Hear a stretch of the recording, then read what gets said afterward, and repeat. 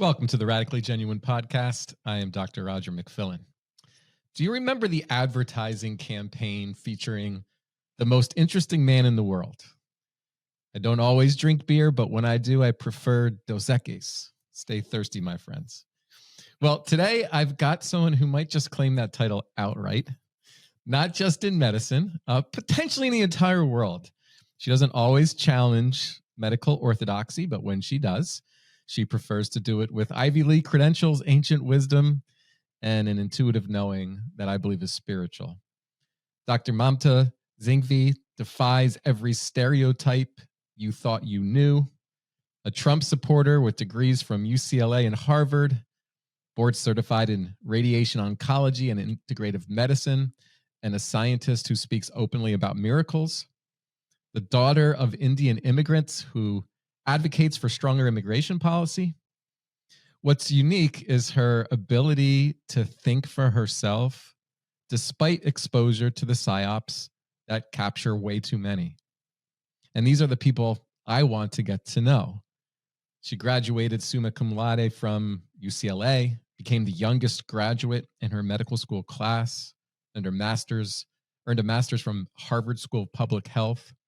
She's practiced in rural America while jetting to over 40 countries. She's visited India more than 50 times, where she received her yoga teacher training.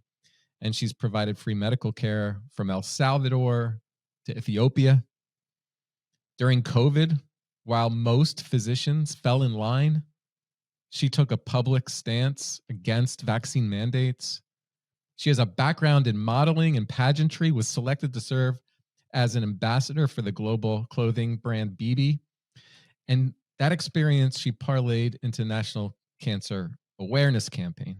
She's a lifelong pianist. She interned on Capitol Hill as an amateur cook, sports buff, and she hopes that she will live to see her UCLA Bruins win another national championship someday, which appears right now she'll be waiting for quite some time. So Dr. Singhvi doesn't just walk between worlds, she's dancing between them, challenging us to question everything we think we know about science, spirituality, cancer, what it truly means to heal. So, ladies and gentlemen, I want you to just pour yourself something stronger than, what is standard and typical. And let's just open our hearts and our minds for Dr. Mamta Singhvi. Welcome to the Radically Genuine podcast.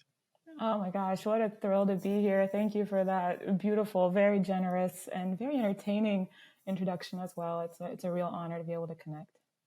Well, thank you very much. You've modeled, you've studied at Harvard and UCLA, you've interned on Capitol Hill, you've studied yoga in India, you've practiced medicine, you stood against vaccine mandates.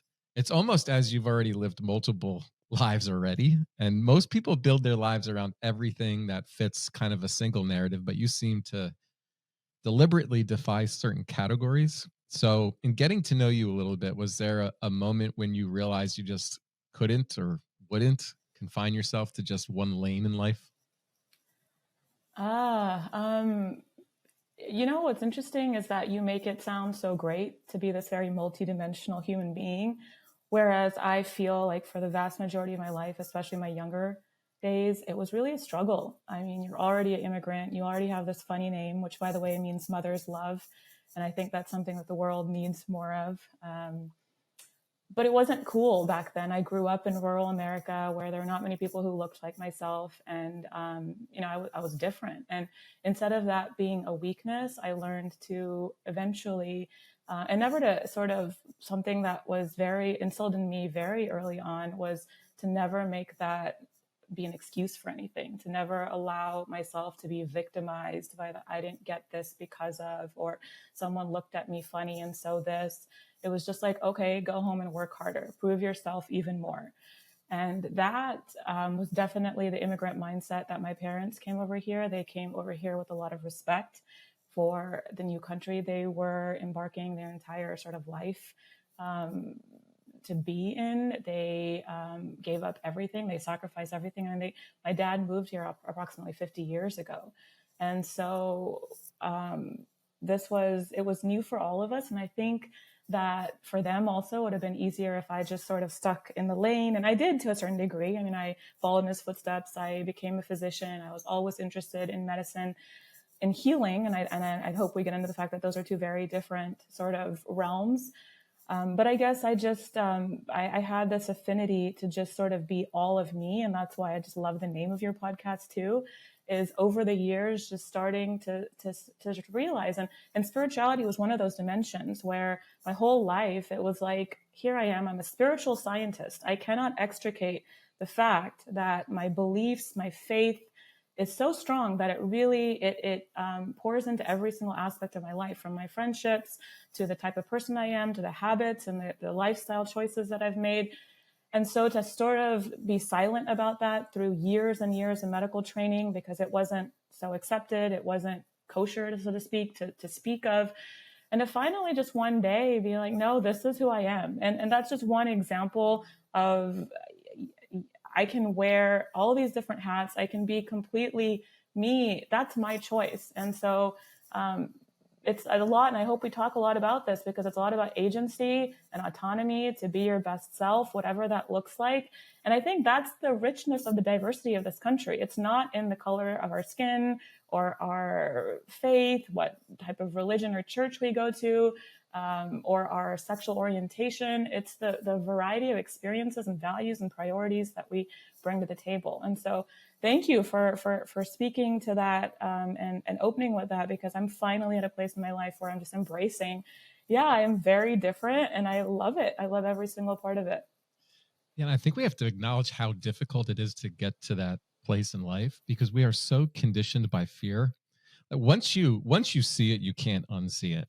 How all these messages are really, we're bombarded by them in media, social media, in public schools, that there really is this sense of division that's created, and we're conditioned to really kind of fall in line to the authority, to follow rules, to not question things, to accept everything as if it's a valid truth. That critical analysis, that critical thinking, I know you have probably experienced it throughout your medical training, but we're supposed to be that good student, that good person. We're supposed to follow the rules. And that's so far, when things happen in our country, for example, or our current culture, speaking out really does provoke a whole lot of fear. So being that genuine truth to yourself, what you feel in your gut, you feel in your heart, that you really experience. Most people are kind of taught to deny that part of themselves. Sure. Yeah, absolutely. Absolutely. And I have to give due credit to my parents, because we come from a culture, especially the era that they grew up in India, where it is very hierarchical.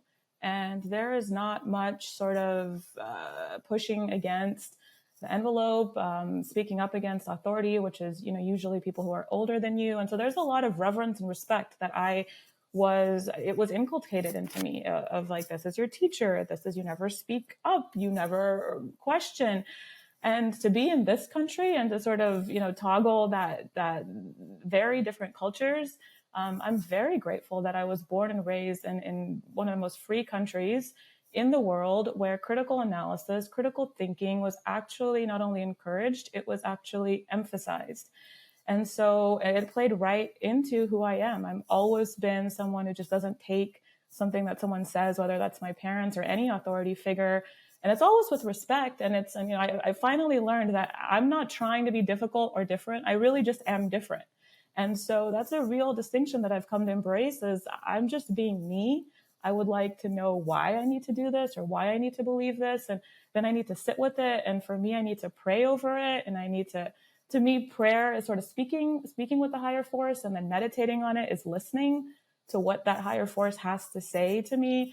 And so all of this has been, like you rightfully said, I've trained myself over a span of a lifetime to be better and better at listening to others and respecting what they have to say. And in my career, you have to do that. To me, the patient is the priority, but also then, and perhaps more importantly, to do that for myself. And so, I'm glad you said that, because it is something that we need to encourage, especially children, to be able to listen to themselves and to know thyself, right? And I think that is one of the reasons I love the world of cancer so much, and why I was so attracted, is that nothing makes you sort of stop in your tracks, and reanalyze your priorities and your values and who you are and why you're doing the things you do and what you believe in, than a diagnosis that comes at you at 1,000,000 miles per hour and makes you really question everything that you've ever known. Which is a good segue to something that I loved on your X feed, your Twitter post, which I encourage everyone to follow her. You wrote, the most powerful feeling in the world is to come face to face with your darkest fear and come out the other side, which I think speaks a lot to people who are diagnosed with cancer. But I'm kind of interested in what has been your darkest fear, and what have you kind of learned from it to get through it, and how does that kind of influence where you're going in your life? Well, I'm so glad you brought that up, because it's and hopefully we'll get into this a little in a little while, but cancer, and you may have heard this, I've been in the industry for over a decade, and the majority of patients talk about cancer being the biggest blessing that they've ever experienced. And that is almost a controversy to say out loud. Like, how can that be? It needs to be devastating. There needs to be a war against it. There needs to be an F cancer campaign. And I would say that if the individual in front of me, the patient, is being honest and vulnerable and has lived the experience fully and authentically, then every single cancer patient would say that they wouldn't change a thing. And that, to me, speaks to the fact that there is something miraculous waiting to be tapped into every single time you're hit with a challenge, you're hit with a catastrophe, you're hit with devastation. And that's where there's beauty and tragedy, the battle scars, the hard-earned wisdom, the wisdom born of pain. They're forged by fire. There's something, and you and I would both agree that we're living in a society in which we are coddling, and everyone is a victim. And when there's a victim, there has to be a villain. And then people wonder why there's so much antagonism and violence and hatred. Well, what if you use every single opportunity that's meant to stall you and stop you as fuel? And for me, that has come in a wide range of experiences, from health issues to certain losses and especially during this last 5 years, it has been a revolutionary period for me. I mean, transformative, like I could never have imagined. And part of that was speaking up and out against the mandates. And overnight, I mean, I wasn't shocked, but I was shocked that my entire social circle completely dissipated. I mean, I happen to be someone with a public health and a medical background. So much of my friend circle, of course, my professional circle, happen to be public health advocates and physicians. And when I decided, after months and months of prayer and deliberation, because I knew that this would have consequences, I couldn't have guessed what those consequences were going to be. But I live in California, like the most progressive state and probably area in the entire world, with the most ridiculous, I think, sort of rules and regulations around. I mean, I was facing a potential of a license, revoking my license for just speaking up against, and I wasn't even speaking up against vaccines. That was the irony of it. I have my personal opinions on the vaccine, which were very well thought out, and very strong opinions on it and what I was going to do. But when I started speaking up, it was not against anything per se. It was in support of medical freedom, medical privacy, informed consent, bodily autonomy. And when I finally came to the decision that I have to speak, I couldn't face myself in a mirror any longer if I was going to stay silent on this and on the sidelines. It was like overnight. And I was already going through a few really serious challenges, but then that really pulled the rug under my feet, where people I've known my entire life were smearing me. I was canceled. I was criticized, publicly insulted. And some of these people, it's one thing to come from strangers across the world, and it's another people literally down the street. And so when I faced that, it was a real hit for someone who's really prided themselves on being a good human being, on being someone who's respected, who's beloved by her circle. And so again, it was this like, okay, and in a moment I couldn't see it, but you're gonna eventually get through this, and your voice is gonna be even stronger and even more authentic, and you're gonna learn to get back up and stand on your own 2 feet. And I think that those trials are what really, one, you get to know yourself, And if you do believe, which I really hope that people do, and I hopefully I'll speak to the fact that that's one of the things I think about when I meet a new patient. But when you believe, it's really theoretical. Your faith is theoretical until you're hit with a challenge that makes you start flexing that spiritual stamina and strength. And so for me, it's just been a number of things, happen to all be within this 5-year span and in every sector of my life that really, I just became more of myself, and I became more proud of who I am, more sure of who I am, and more vocal with my ideas and thoughts and beliefs while respecting everyone else's opinions, because at the end of the day, it's my opinion. I've experienced it, so I believe it, but you have to go out and experience for yourself and make it go from belief to I know to experience. Yeah, I think you're sharing something that I believe strongly in, is that our greatest growth comes in times of discomfort. And we really, our souls don't really expand. We don't really find our true nature in comfort and in that safety that so many people, I think, are really searching for, is to kind of feel safe and comfortable, because there's this real genuine fear of being able to, face uncertainty, face the unknown, fear of our own death. That's why, I think the blessing in being able to face our own mortality, memento mori, is that you remember that our experience in this body is temporary. And we can really learn a lot about who we truly are when we're faced with those moments that challenge us, that we have to discover ourselves. And I think the connection to the divine is like living that true sense of what our calling is and being in that flow that exists in life. I think we have tremendous capacity for resilience and courage when we're connected to God. Whatever you view as God, right? To me, I feel like God is everything. God is nature. God is universe. God is connection to everything with love. And you feel it. And when you're not living that authentic self, there's a feeling of kind of shame and emptiness. There's low energy experiences of frequency of like depressed mood and real discomfort, because I think that's designed for us to push something new into creation, right? It's like designed to get us unstuck. And so you're speaking about these stories, one for you personally, but also, cancer or any kind of medical crisis can really force us into that transformational state. So I completely understand what you mean when people say it can be a blessing. But I want to stay in cancer because this is your area of expertise medically. And you don't provide generally just the conventional advice. You said it right from the onset that there's something distinctly different from medicine and healing. But cancer rates have skyrocketed. Seemingly healthy people in their 30s and 40s are now developing this diseases that were once reserved for the elderly. And most oncologists focus solely on treatment protocols. They push genetics, pharmaceutical interventions. I want to get a sense from what you believe is the real driving force behind our cancer epidemic that the medical establishment is either missing or unwilling to address head on. So part of during COVID allowed me to go back to school essentially and complete a fellowship in integrative medicine. And for me, that became integrative oncology. And I want to explain a little bit about what that entails, because I think it's important to this discussion. So integrative medicine was a term coined by Dr. Andrew Weil at the University of Arizona.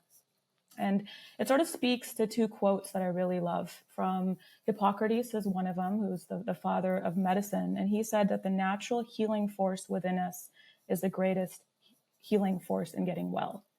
And so integrative medicine is about enabling that inner capacity. The body is very intelligent when it acts out for attention, and it's because something is off balance. And so it's our job to sort of, and this is why I feel really strongly about the word choice that's used when it comes to cancer. There's a sort of belligerence, and I understand it. And this is sort of like cancer being a blessing. We have to be able to learn to hold paradox, where yes, it's going to cause a lot of anger and resentment and fear. And that's important to express that and to feel that in a healthy way. But when that's all that society is sort of pushing at you, when that is the messaging that's coming at you, when all of your energy and your attention is in this very negative frame of mind, you tend to forget that cancer is one of those sort of rare diseases that it's not necessarily, yes, there are certain cancers that we know are triggered by a external vector, like some sort of like H. pylori can lead to stomach cancer, for instance. But cancer itself is your own body gone awry. Your cells have suddenly gone rogue. And so when you're directing and you're living in a space of anger and fear and resentment and hatred at all times, and your entire bandwidth of energy is in the sympathetic overdrive, then what do you think that's going to do? When your body is acting up, it's sort of like a little child. Are you going to yell at that child? Are you going to punish that child? Are you going to self-flagellate? What will you do? And it's like in those moments is when your body is actually begging for attention, for love, starved of every sort of positive emotion, relaxation, peace, joy. And instead, we're doing the opposite, not just individually, but collectively as well. So that is Hippocrates. And then the modern, so going back to integrative medicine, the modern sort of father of medicine was a gentleman by the name of William Osler, Sir William Osler from England. And what he said was that it's more important to know the person who has the disease than the disease that the patient has. Said it more poignantly than that, but to that effect. And so here we have it again, another theme that integrative medicine plays to is that we have to approach the individual in a very holistic sense. And so that you're not just speaking about what's physically going on, but that there are mental, emotional, psychological, spiritual components to what eventually became imbalanced. And so other sort of tenets of integrative medicine is that it's very collaborative. We're on a team. I think medicine has become very prescriptive, very hierarchical, and you saw that very much so with COVID. Another aspect of integrative medicine that I love, that it's open-minded, that it's inquiry-driven, and you saw that shut down completely during COVID, where sort of question asking was tantamount to conspiracy theory. So these are the sorts of things that integrative medicine does really well, as including the fact that the most natural, least invasive interventions are preferred. Now, obviously there's a place and time to use, like herbs versus some sort of like radiation or some heavy hitter. But when you go in with that mentality, you're not sort of just jumping the gun to like just medicating everyone or pathologizing everything. So when you look at integrative oncology, what does that sort of mean when you take integrative medicine and you shine that light in the world of cancer?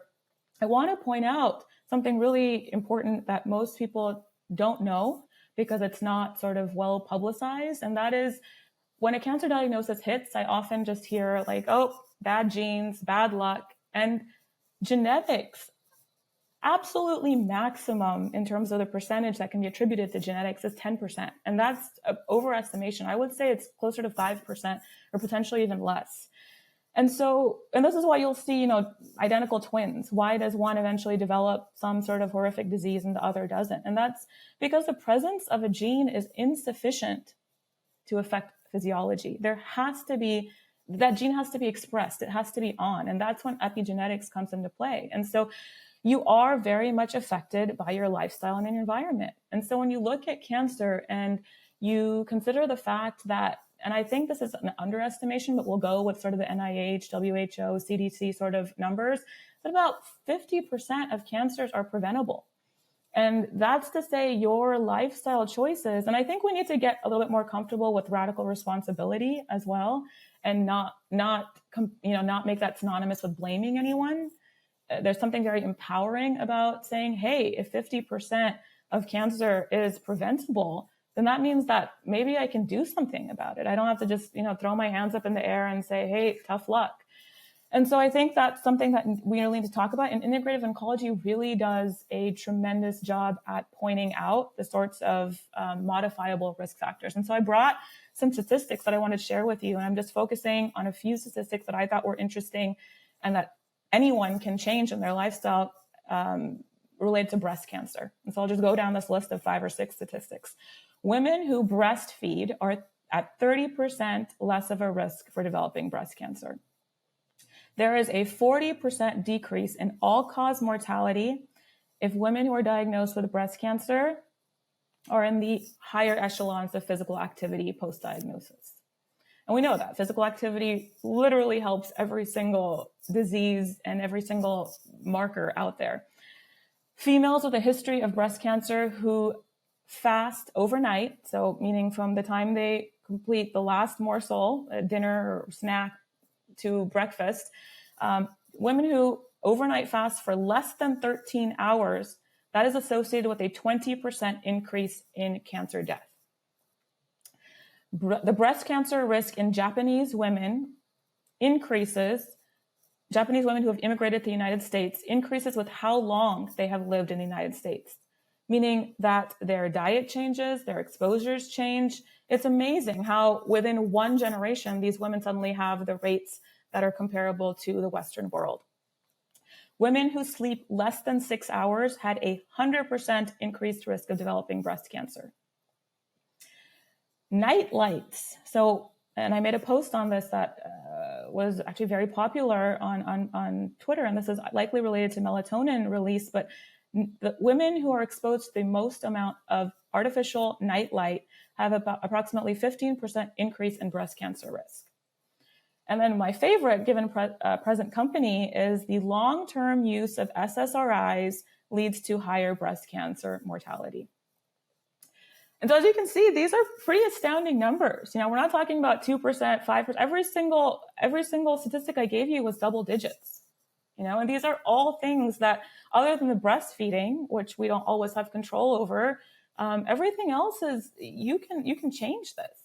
You know, so that's one thing I love about integrative oncology, and I'll pause there.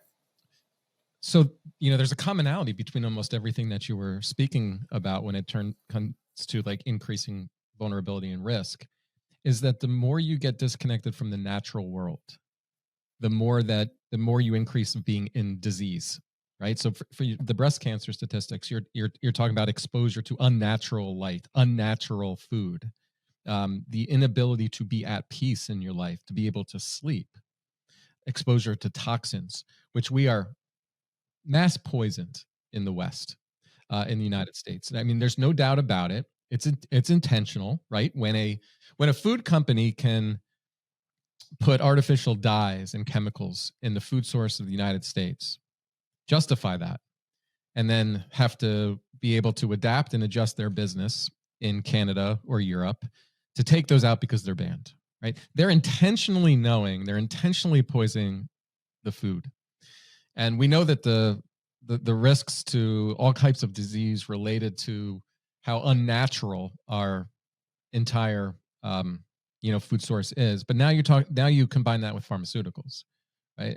And I remember I was talking to Dr. Diane Hennessy Powell, who's a researcher, and we were talking about the dramatic rise in autism and chronic disease in the United States. And she said children are born into an unnatural world, right? And that can include vaccines.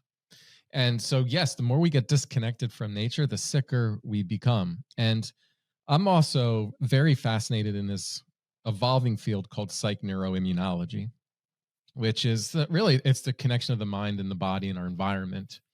And what we create in consciousness matters, right? So the more fear we live in, or the more fear we're exposed, the sicker we also become. There's all these chemicals that are released that put us in this fight and flight state of being. And chronic stress is an absolute killer, but it also influences us to turn to other things in order to find some form of like escape or peace, usually drugs, alcohol, could be food, right? So we're going in this constant hamster wheel of feeling bad and then doubling down on things that might give us some temporary escape, but makes us feel horrible in the long run. So I want to connect to some things about consciousness, our experience of who we are and our own relationship to that. So you wrote that true freedom is only possible through faith. Okay. How do you define faith in the context of health and wellness? And you were referring to it earlier. You touched on so many things that I would love to sort of bounce off of. One of the things that I want to touch on is that this long-term use of SSRIs and how that impacts cancer mortality sort of segues into what I love about integrative practice in general. And that is that, especially when it comes to cancer, you have this diagnosis, people who are sitting there, you're just sitting there, everything's fine, life seems to be going for the most part well, and then you're just sort of smacked across the face with the diagnosis.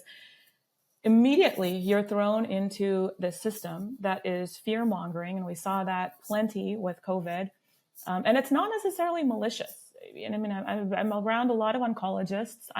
Radiation oncologist is not the one who gives the diagnosis, but I am around medical oncologists. I know what that feels like. And all of a sudden, it's like everything, your whole life is like under fire, and you have to make all these decisions, and you have to do it quickly. And it's just this like sympathetic overload when somehow you're also tasked with making the most important pivotal decisions of your life. And it's like, how does that reconcile? How do you sort of take a step back, especially when people are saying time is of the essence, and you need to do this, and you need to go there. And then all of a sudden you're outsourcing, offloading all of your decision-making, all of your therefore power to the person sitting in front of you, to the physician, to the healthcare system, to the pharmaceutical, to the radiation, to the chemotherapy. And it's like, where do you find peace? Where do you find stability? Where do you find grounding in that process?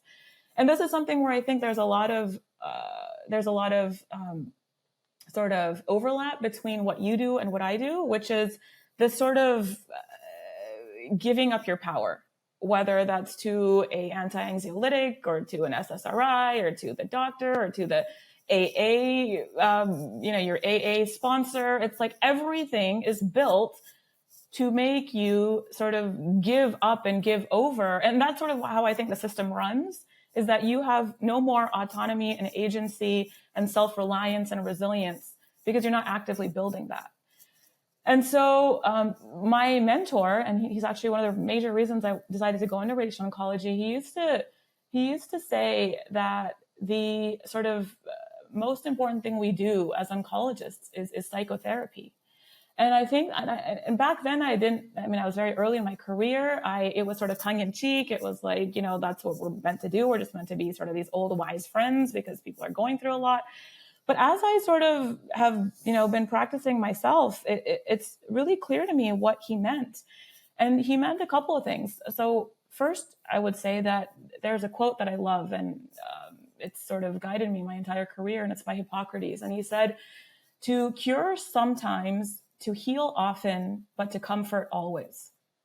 And I think that is sort of what you notice, is that there's a through line in every patient experience. And it's not the actual curing. It's not the physical body. Because if we were sort of these automaton robots, that objective, scientific, research-oriented medicine, we would be able to cure every single person with the sort of same regimen.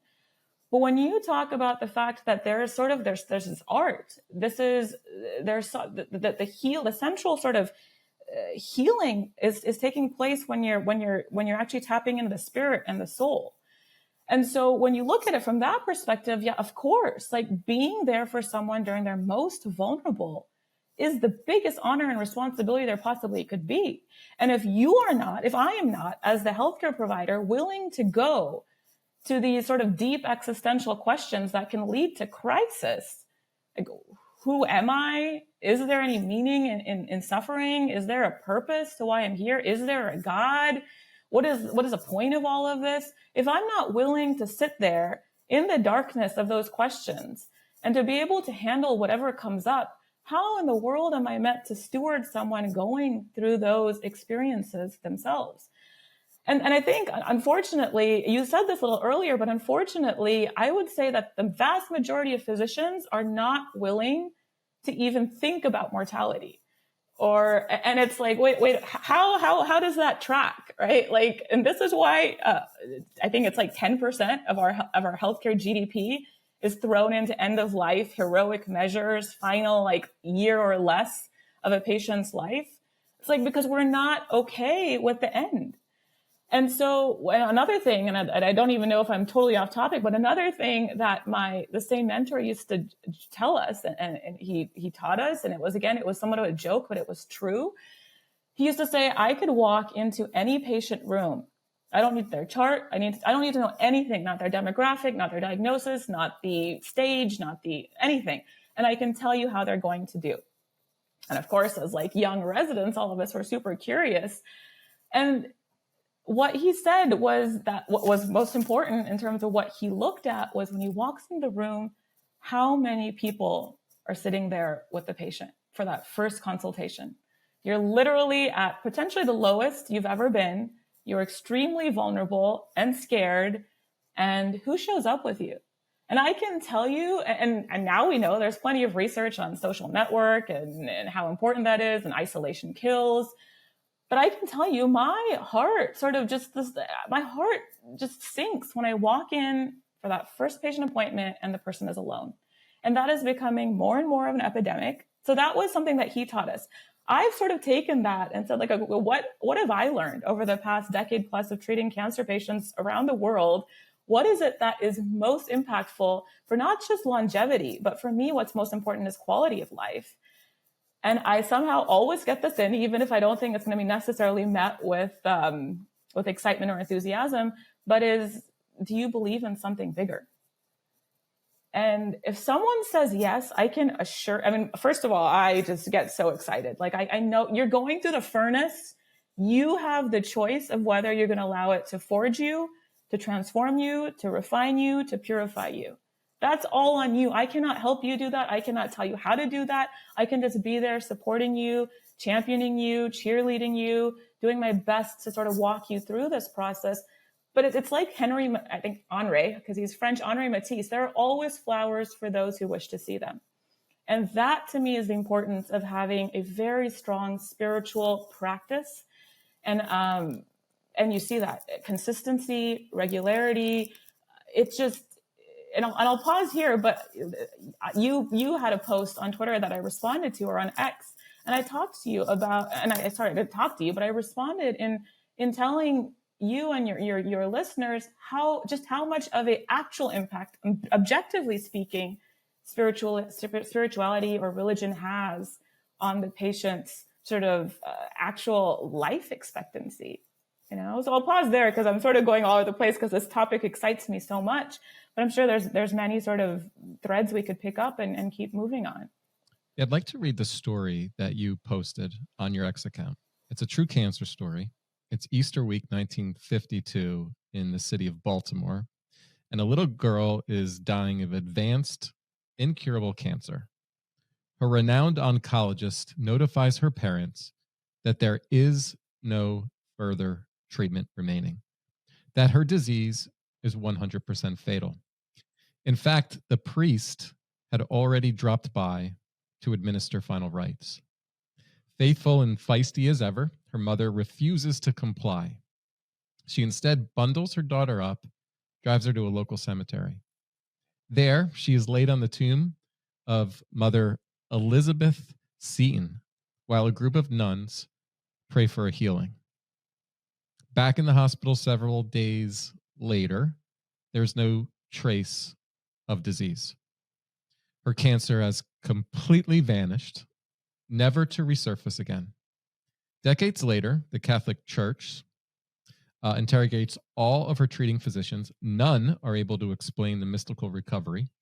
Her Jewish oncologist even testifies, the only reason this case has not been written up is because I have been too afraid to do so. Soon thereafter, the Pope declares the girl a miracle cure, and her case is used to canonize the first ever American-born saint. At 77 years of age, Anne O'Neill still loves to recite her story, share her faith, and prove the power of prayer. Do you believe, Dr. Singhvi, that the medical establishment actively suppresses evidence of spiritual healing because it threatens the pharmaceutical industrial complex? Perhaps I don't know the answer to that question. I can only speak to you from the perspective of the physician. And I would say, I don't think it's that nefarious. I really just don't think many physicians, I mean, it's like, and I noticed this during COVID, it was like, you worship science or you worship God. Like it's very rare to have sort of what we have, which is an open-mindedness and open-heartedness to be able to be receptive to it all. And so I really just think that especially as you're going through the process, you become very logic driven, very much about what can be proven, what is objectively obvious, what can be reproduced and measured. And when that's not possible, and the intervention is a little bit more abstract or nebulous, like intercessory prayer or faith in general, I think doctors get a little bit discombobulated, quite honestly. And so, and it's interesting because I would say most serious scientists usually scoff at these sort of anecdotal cases, this case report, this intervention that can't be proven or measured, and they're always in favor of what the research shows. And I have always been on the other side of that. Like, I have been so fascinated by the case studies, the outliers, the miraculous, the inexplicable, because those for me show me what we are capable of as human beings. Like, show me what's possible. I think you're uniquely positioned to answer this question. So you just mentioned show me the science or show me the data. Well, our gold standard science is comparison against a placebo.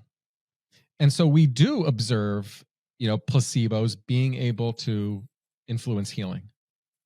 So I don't understand that, that debate on the side of the doctor says, so show me the data, because it's clear. It's why we're comparing against placebo, because we know that the body has its ability to heal on its own. So what is the belief system in Western allopathic medicine then around the power of the placebo effect? Beautifully said. And there are so many interesting cases around the placebo. I mean, I've seen it with my patients where I literally had a patient who, I was practicing in LA, so there's a lot of fancy schmancy people that rolled through. I mean, this woman was like Hollywood royalty. She had just been to the White House to screen one of her movies. And she had been diagnosed with a cancer and was doing fine. Like, she had been in remission for some time. I had just spoken to her and she was doing fine. She was happy. She was healthy. She was back to normal life. She had a PET scan like a week later and it showed a lymph node that was positive. I mean, she went down. She was dead within a month. And it was just this like, oh my God, like the human body and the mind. And then we talked about this, the mind body connection. I think, to answer your question, I think people in the medical profession, again, scoff at the placebo effect. They really think that's there's nothing there. It's neutral. It's mind boggling. I agree with you. I don't understand it.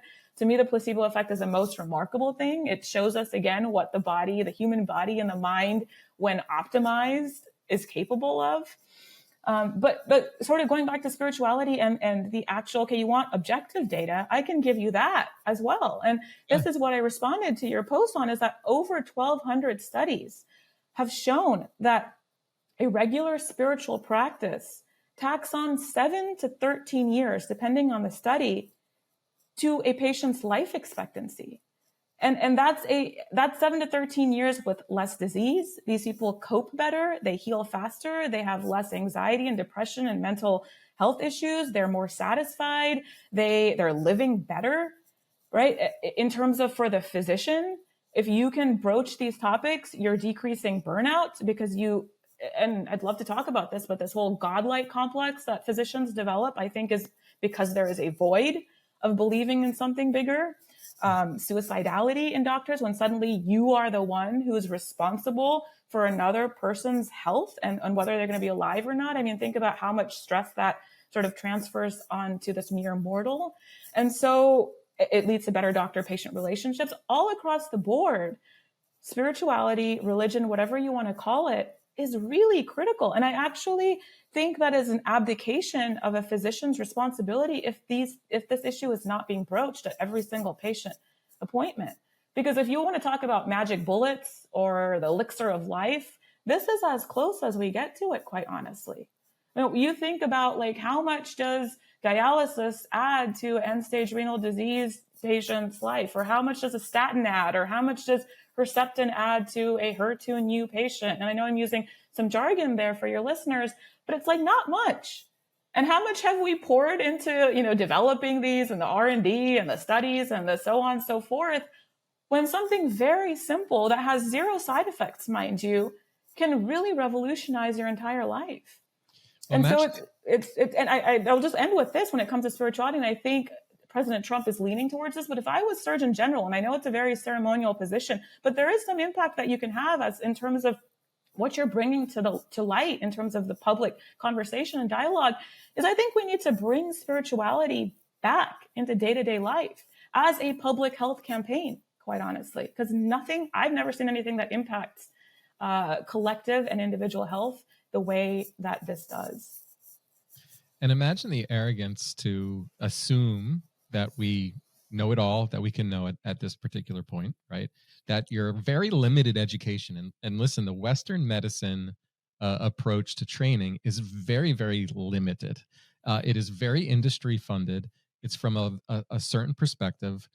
And what we identify as gold standard science is very easily manipulated. I've done a number of podcast episodes on how easy it is to manipulate a study. And let's face it, there's fraud in a lot of studies too, because of the pharmaceutical interests. So we've become we've thought about what is medicinal is synthetic chemicals created in a factory.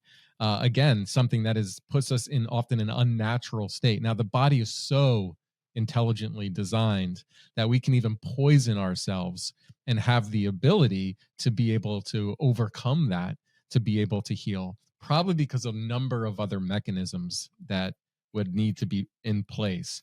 But it's just sometimes we have to step back from the arrogance of following protocols because we're conditioned that this is the best available evidence, while there's a lot of other science, really strong science, that comes out from around the world that demonstrates these what we just right now call miraculous healing, but I think is more about the ways we get the body aligned to our true nature, our body's alignment to God, and we move from disease, which is really your body is not at ease, and to a place of true health, and we're naturally designed to heal.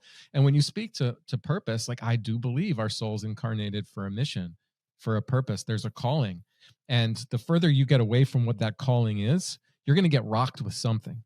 Like it could be your body could fail you. It could be a disease. It could be a loss. It's going to be something that's going to lead you to have to kind of go through that dark night of the soul to be able to get you back onto your path. So the more disconnected we are from spirituality, the more we're going to be disconnected from that everything is happening for us, not to us.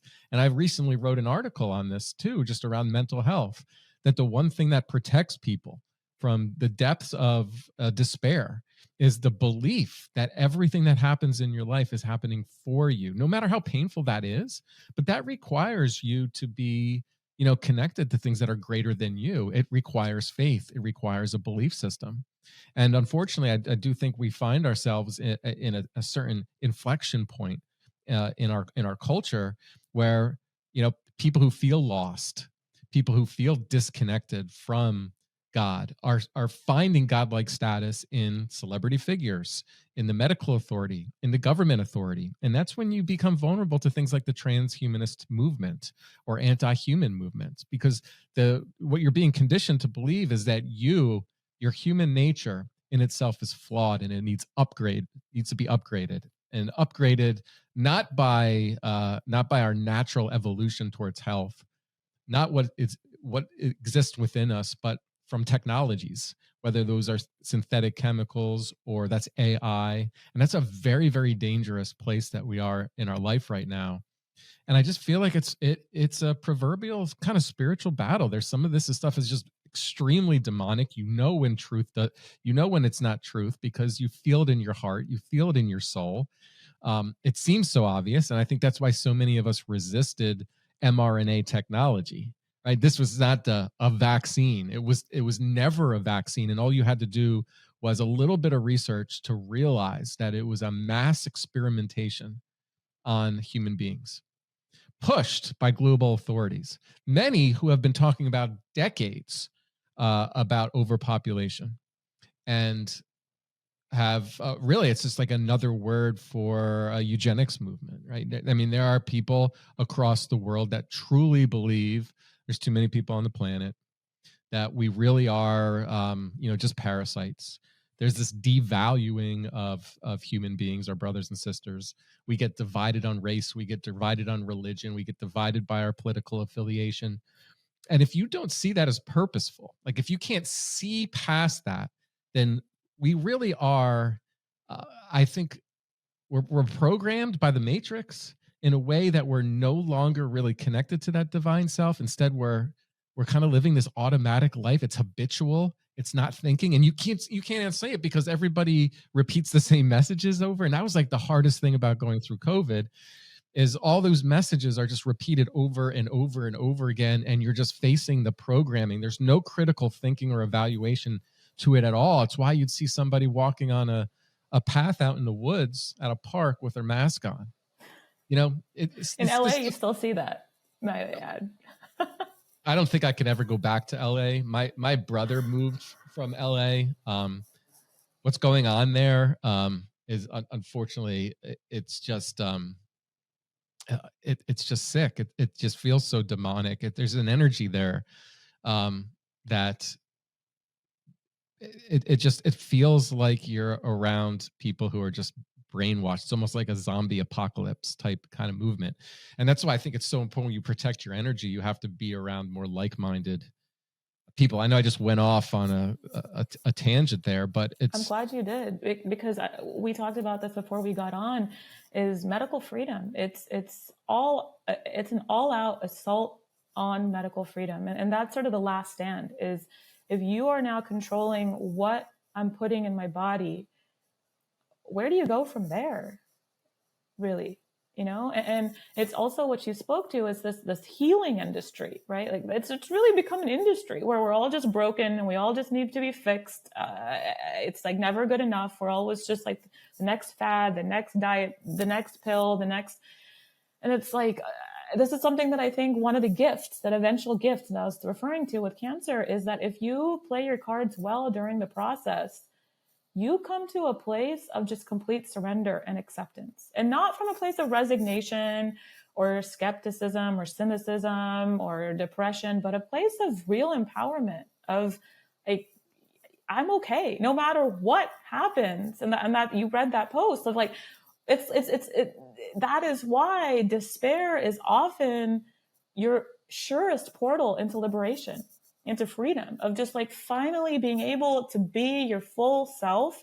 And it was really funny to me during COVID, and I see this often, unfortunately, with patients who don't have that established faith, who have been cured but are now scared of recurrence. And so they're just always scared of the next thing. They're always worried, always just like living in this constant state of either in the past or in the future, right?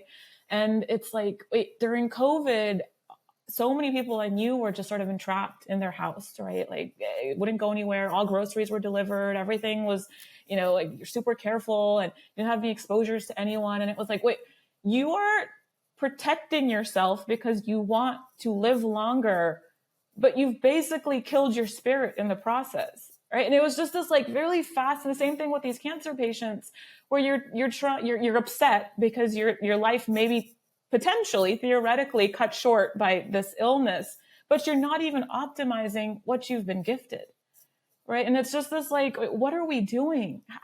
And this is another gift that comes with the cancer process, is this ability to be present, to be just grateful what you have. I mean, newsflash, we're all going to die, right? Like, and I think that to say that, not from a place of like, again, cynicism, but from a place of like, when you get comfortable with that concept, you're no longer afraid of it.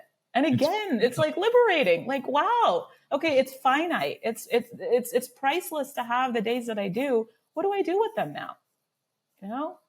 Yeah, it's fascinating because I find myself in these conversations often as a psychologist who's doing therapy. We connect with this idea. So first of all, I see it as an illusion, right? This illusion that we've created that our life is supposed to turn out a certain way. Like we're going to die in our beds at 90, in a peaceful, like holding on to our loved ones, like the Notebook, like the movie The Notebook or something. And we create this idea, and then once that illusion becomes shattered, because we're having to face the loss of a loved one or our own mortality, that's when we decide to automatically start living. That's when you choose to live, right? And so the question is, why not live now? I mean, because we only exist in the eternal now. That's the only moment that we could ever live. And so many people are in their minds about this idea of who they should be, or they're in the past and they're replaying their worst moments, or sometimes people are living in the past, just staying in those comforts of those highlights, and they're not ever willing to kind of come up and face the adventure that life brings, which is to actually surrender into the flow of whatever comes our way, to face it with dignity and courage and love. Instead, like, everything's so controlled, you have to protect everything. And that fear, I just feel like it has such consequences that we don't talk enough. We're so grounded in the physical in this country, so we look for the physical origins of everything, right? But we don't talk about the energetic origins. The energy of fear, the energy of shame, of anger, all these things that really are contributors to health and well-being.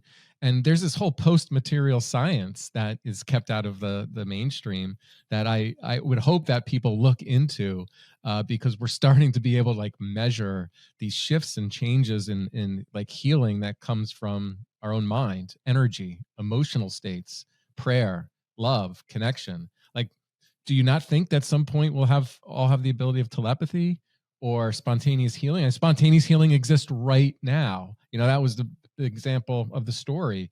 And those things are documented all across the world, and different cultures are more open to exploring that aspect, which is what I want to like connect with you a bit because of your heritage, and you've been to India.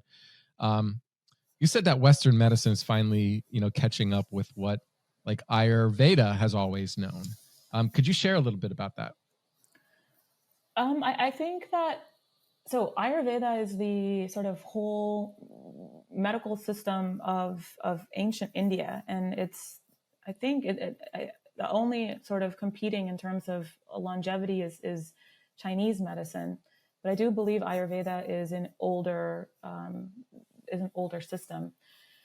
But whether you look at Chinese medicine, whether you look at Ayurveda, ancient healing, first of all, it wasn't prescriptive, it wasn't hierarchical, it was collaborative, where you had sort of the wise one, the village elder, who you could feel comfortable going to. You weren't afraid of judgment. I mean, now you have pediatricians who will throw you out of their practice if you're not vaccinated, right? Like, or hospitals that you saw during COVID, you couldn't be admitted, or you couldn't be on sort of transplant lists if you weren't vaccinated, right? Like, it's just become so warped from what it once was, where it's sort of, and I know we both keep going to this COVID era, because I think it was just this eye opening of like, what, oh my goodness. And for me, it was like every day that I speak to a patient who is deciding whether or not to choose radiation, I, by law, am required to go over every single possible adverse effect that, I mean, 0.1% chance, 0.01% chance of some of these things. And I know that if I share some of this, I can sort of pick up on a patient's personality. Some of the patients, if you share something, they'll sort of perseverate on it, sort of like, get really afraid. It might impact their decision. And yet I still tell them. And this is what was being done during COVID, of like, we can't tell people because it'll make them feel sort of skeptical about the vaccines. It's like, that's not your job. Your job is not to convince anyone. Your job is to listen to people, is to understand people. And this is one of the posts that I made too about this transhumanism thing. It's like, or just technology in medicine, where radiation oncology happens to be the most tech-centric, tech-dependent, technologically advanced field in likely all of medicine. And I can tell you, absolutely, without a shadow of doubt, that is, we don't need more of that. Like, it's incremental what that technology advancement can do for someone. What people actually need, and why I was attracted to the field, were sort of these people skills to actually learn about them, to understand perhaps for the first time, they're actually talking to someone about their values and their priorities and their hopes and their dreams and their fears. This is personalized medicine. And this is what ancient cultures used to do so well, going back to that, of like really getting to know someone, because they understood that the physical manifestation is sort of the final manifestation. In Ayurveda, I believe there's like 9 stages to a disease. And the physical manifestation is the final manifestation. So it's like, well, how long has this been developing? And what are the things that have been impacting you? Like, how did your body get so off course and so imbalanced that your natural healing force, which, as we discussed, ancient cultures truly believed that that was the greatest healing force. We are miraculous beings, sort of just operating without even being conscious of it on a regular basis, that healing force has not been able to take care of what's going on there. There must be something really wrong. And we need to acknowledge that part of you. The manifestation, that came way down the line, and it will heal itself if we actually, and honestly, and again, this goes back to, you're all going to die anyway. That is sort of becomes moot at a certain point, right? Like the physical manifestation, it's like, are you healed as a whole person, physically, emotionally, spiritually, psychologically? Can we talk about that? And so I think this is just more respect. They really respected the cycles and the circle of life, right? And so circadian rhythms and sort of when to eat and when not, like it was just how much to sleep, when to wake up, these things. And we're so disconnected from that, as you pointed out, that of course our bodies are going to completely go rogue on us, right? Like there's just so much mixed signals and confusion, and you're throwing stuff into your body that you shouldn't. And then there's guilt. And I really do feel that people who are like wildly successful in anything and everything in life, they don't have guilt. And it's not because they're sociopathic or psychopathic. They just really trust themselves, and they trust a higher force. I mean, I love sports. I love like elite level sports, because I think for me, it's like this, it's on display, the optimization of the mind-body connection, right? Like the people who can just like somehow transcend what you think the body is capable of, what are they doing? Can we tap into some of that, right? And so when you look at Kobe Bryant, your Tiger Woods, Michael Jordan's, I don't think it's an accident, Novak Djokovic, that they're all very religious or spiritual, right? It's like, and this comes back to like, how do you achieve a state of freedom? Well, you have to transcend fear. And transcending fear doesn't mean you get rid of it. We cannot get rid of it. It's part of our limbic system, which is the oldest sort of part of our brains. It's very critical to be able to have some sort of fear within.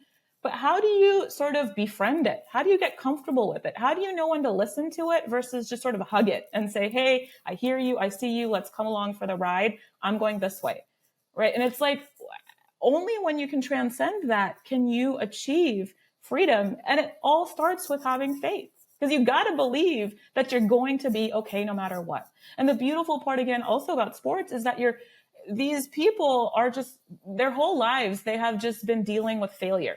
And I think this is what we're doing with our younger generations, which is so unfortunate. We're coddling them, where everyone's getting a participation prize. You're not being able to come face to face with failure, with falling down, with losing, and then being able to get up and say, hey, oh my God, I'm okay. Let's keep going. And there are certain lessons that are invaluable that you can only learn through that process. And a lot of that is resilience, where you have like a Bethany Hamilton, I think her name was. I don't know if you heard about her. She's a professional surfer who a shark bit her arm off, and she was like surfing the next week or something after she recovered. And it's like, wait, where does that resilience and that grit and that ability to just get up and keep going and bet on yourself? Even if you failed 1,000,000 times, you're still going to gamble on yourself, right? And I think that's what's missing here. And I think it's why we need faith. And that, going back to your initial question, which was these ancient Ayurveda, it was the person who was your doctor was also the one who was your spiritual guide and teacher. Like it was all in one. And I want to share something about ancient India, which I think is so invaluable and so beautiful. And that is way, way back when, thousands of years ago, when people were still engaging with the barter system. There were only two classes of people, of professions, that didn't accept anything in exchange for their gifts. And that was the teachers and that was the doctors. Right. And both of them knew that they were channels of God, that they were providing what they were providing. It was not theirs to give. They were simply these vehicles through which these teachings were being transmitted to the people around them. And I just think that we've lost that, where we've now, like, healthcare has become a for-profit business. It's just, everything is so warped that sometimes you just got to laugh and say, I don't even know where to begin. Well, we definitely have to get on a part 2 of this podcast, because you brought up so many interesting points just right there in that section. I just want to add into a couple of things you said, because Please. you know when truth exists is you feel it in your heart. I was getting like energy throughout my body, like this tingling throughout my body when you're talking about this, and it's this idea that we all have the ability to channel God. And when you talked about high athletic performance, I was thinking about Kobe Bryant. I recently watched a documentary on him. And in that documentary, he was talking about, what he was creating in his mind since he was a young boy, and he would replay it over and over and over again. He really saw himself like excelling at this high level. And when he faced different challenges in his life, the resulting emotional experience that came with it is what was converted into either two things. Like there was the Black Mamba personality, which was like a shift in consciousness of somebody who had to kind of take over a game. It's almost like he was connecting to something that was greater than him. He used to talk about like feeling completely in the flow. There was no thinking, there's just being, and it's just kind of in that. And that is a greater connection to God. But also all that energy, all those emotional struggles that we face in life, the challenges, the roadblocks, the loneliness, the struggle, the doubt, the uncertainty, that's a powerful energy that needs to be transformed.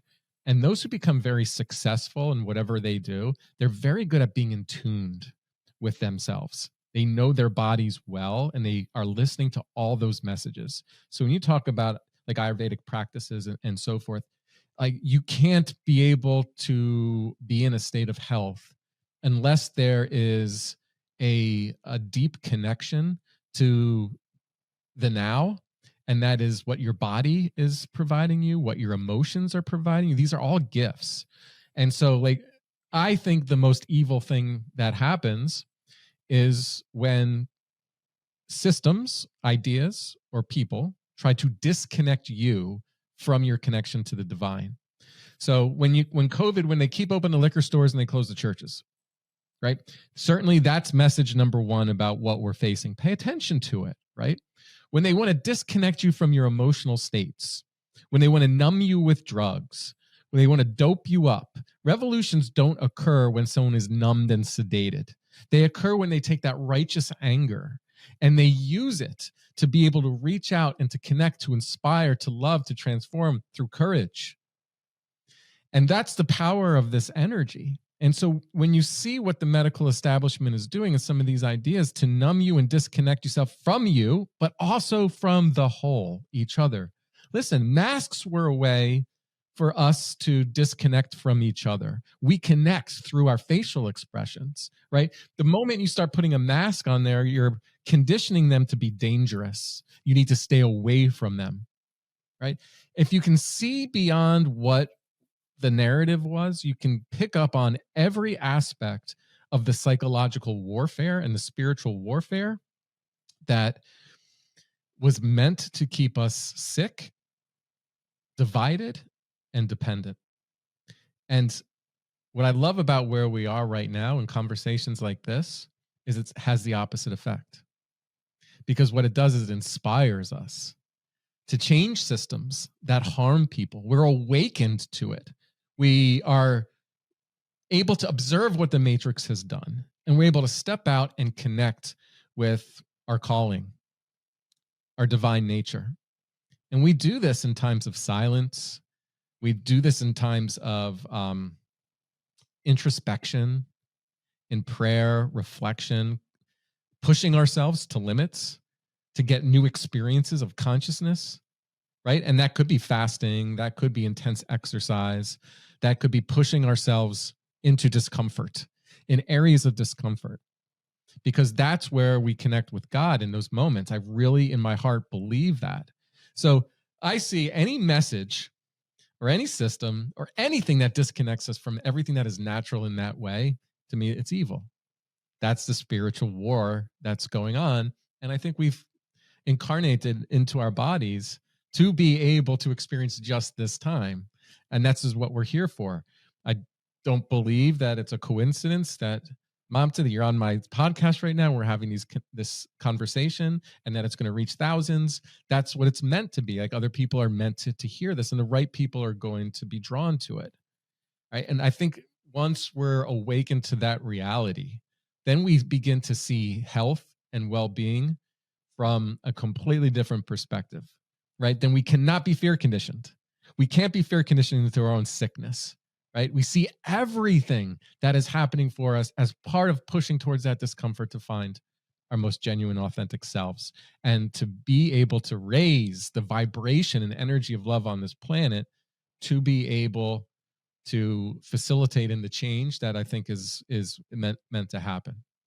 And that's how I see it. And the more I'm able to kind of connect with what's in my heart, then I can articulate those messages. But you did such a great job of speaking about it, that I think there are so many practices that we can create another podcast on this. There's so many daily practices that allow you to connect with that, that need to be more widely discussed, and brought into mainstream medicine. So I do. That's my final thought. I've kept you for quite some time, so I just want to like end with maybe one final question, if you're willing, and that's around what you think the medical community needs to do to rebuild trust, because it's clear that the trust is broken.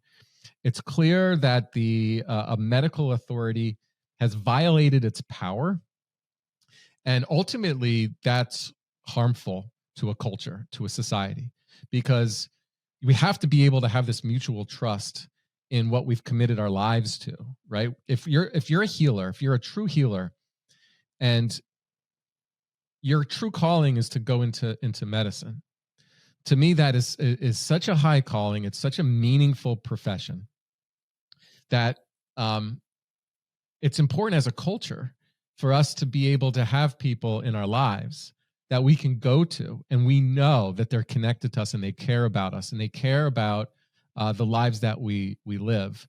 And we care so much that informed consent and medical freedom is respected. We care so much that they're provided all the information that is necessary for them to make informed decisions for their own health and well-being, and that of their family. So we've completely lost that. So what do you think we need to do to rebuild this? I think I'll answer this with two different things that are coming to mind and heart. One is that I put out this video on YouTube.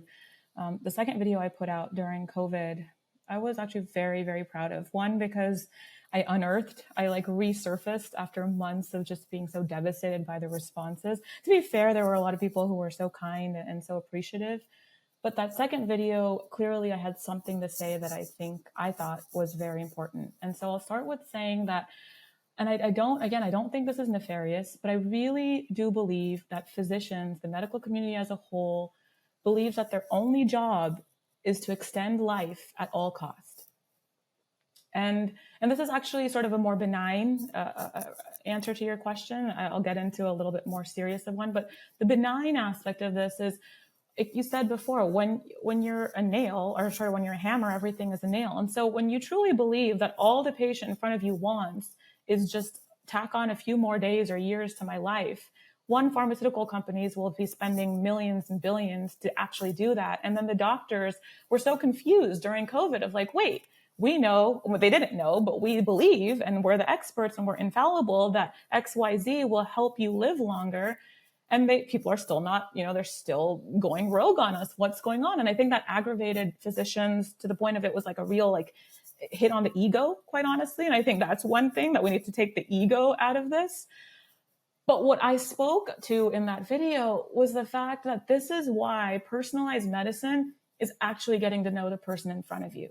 Because we know that people prioritize differently than the next person, differently than their own parents or their siblings, of course, different to the general population. And I'll give you a few examples. So we often risk health for other things we value or think like pleasure, for instance. I mean, some of us, we know the daily donut or the daily cupcake is probably not a good thing, but it makes life worth living for some of us. Or adventure, right? Like how many times have I been in the ER and there's been a motorcycle casualty, right? And people know this, but they're still going to go out and take that. For them is what, again, makes life worth living. Or patriotism, right? There's active war, but you're going to enlist because you care that deeply about representing your country, about putting your life on the line to be able to protect the people back at home. Or altruism, right? The people who donate an organ, donate a kidney because, I don't know, mom needs it or dad needs it. These are all risky things that people are doing. I mean, religion, you got your Jehovah's Witnesses who are not going to be accepting a blood transfusion no matter what, because that's what their faith dictates. So when you look at it from that perspective, we need to understand that risk aversion is a different calculation for every single person. And in America, freedom is really important, right? And so you're not going to tell people to do this and 6 feet and don't go to church and and not expect that there to be a major rebellion, right? And so I think that's first, is that we as a entity, as a healthcare field, need to understand that every single individual is unique, and that's God's gift. And perhaps to have a humble and vulnerable approach to understand who that person is. And then the second thing I'll say is that this goes back to sort of why I entered medicine is my father is a physician, and what a blessing to have him as an example. I mean, this is a man of deep faith. So medicine was actually a sacred, noble calling for him. And 50 years later, and he's been a physician for over 50 years, he still treats every single patient encounter with such reverence and respect. It's, like I said, the opposite of the God complex, the expert, this egotistic era where the doctor is infallible, the expert's on a pedestal. It's the opposite for him because he understands intimately that, again, he's simply a channel, that he has been honored. He has been given this responsibility, this right to be able to do God's work. It's being done through him. And so that there's this humility and this vulnerability and this lightness when you operate from that framework. I mean, you take away this heavy burden because you're no longer scared to admit when you don't know, which we weren't doing a good job of during COVID. There was no sort of, I'm not sure, I don't know, which I think people would have appreciated much more than lies. And when you're right, you don't get, too full of yourself. Your head doesn't explode. But when you're wrong, you're not devastated to the point of suicidality and burnout, right? Again, you're operating from a place, and this is why, I mean, what a beautiful place to end, I think, is that spirituality is not just important for the patient who wants to live a longer, more fulfilled, gratifying life. It's also important for the provider to really understand why they're here, what they're doing, and on whose behalf they're doing it. Well said. And that is a great point to end on. I'm so grateful for your willingness to come on the conversation. There's so many real nuggets of wisdom throughout the course of this entire episode, and so many opportunities to ask more specific questions about like very specific ways of like choosing to live your life in order to achieve some of these states of well-being that we kind of referred to today. So I hope you might be willing to come on for it'd be so much episode. fun. Thank you again. Thank you for being someone who's so curious and open-minded and non-judgmental, where you can sort of just be your full self and truly be radically genuine. I mean, it's such an apt name, and we need more. We need exactly more of that, and people leading the way like yourself. So thank you.